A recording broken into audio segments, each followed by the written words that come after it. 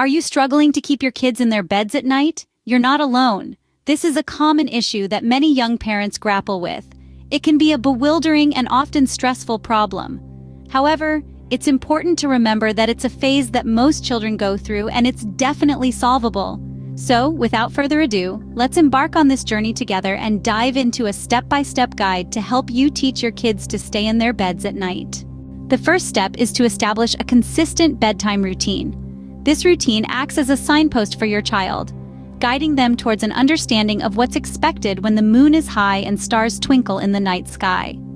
Consistency in bedtime routines is like a reassuring lullaby that whispers, "It's time to sleep." Think about it in terms of your own day. You have a routine, right?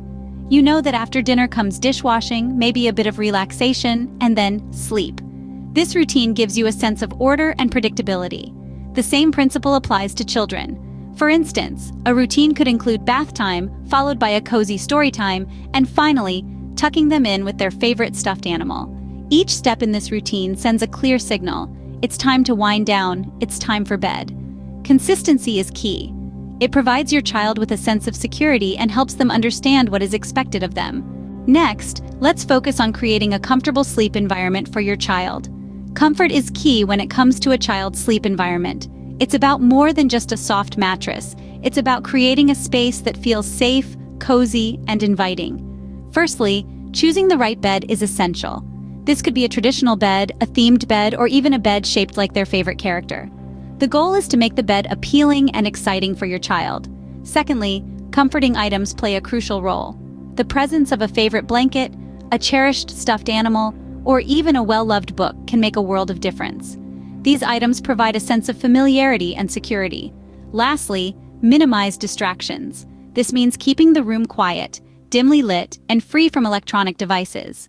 Remember, the less there is to distract your child, the easier it will be for them to fall asleep and stay asleep. A comfortable sleep environment can make your child's bed a place they want to stay. What happens when your child wakes up in the middle of the night? This is a question that every parent has faced, and it can be a tricky one. But fear not. There are strategies you can employ to make these nighttime interruptions less disruptive. Firstly, try to respond calmly. I know, easier said than done, especially when you're exhausted. But remember, your composure can help reassure your child and make them feel safe. Next, guide them gently back to their bed. In doing so, you're reinforcing the idea that their bed is where they should sleep. If they're frightened or upset, try some soothing words or a comforting hug.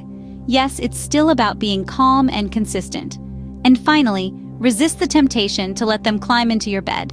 It might seem like the easy solution at the time, but it could make it harder for them to learn to sleep independently. Remember, it's important to stay calm and consistent, even in the middle of the night. Let's recap the steps we've discussed to help your child stay in their bed through the night. Firstly, we highlighted the importance of consistency. Remember, it's all about establishing a routine and sticking to it. This might be a bedtime story, a lullaby, or a goodnight kiss. Whatever it is, make it a non-negotiable part of your child's nighttime routine. Consistency gives your child a sense of security and helps them understand what is expected of them.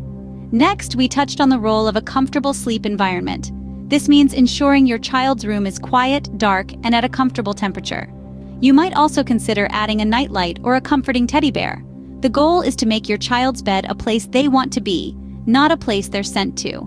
Lastly, we delved into dealing with nighttime interruptions. Whether it's a nightmare or a call for a glass of water, it's important to respond calmly and quickly, then guide your child back to bed. Try not to make these interruptions a big event, as this may encourage your child to wake up more frequently.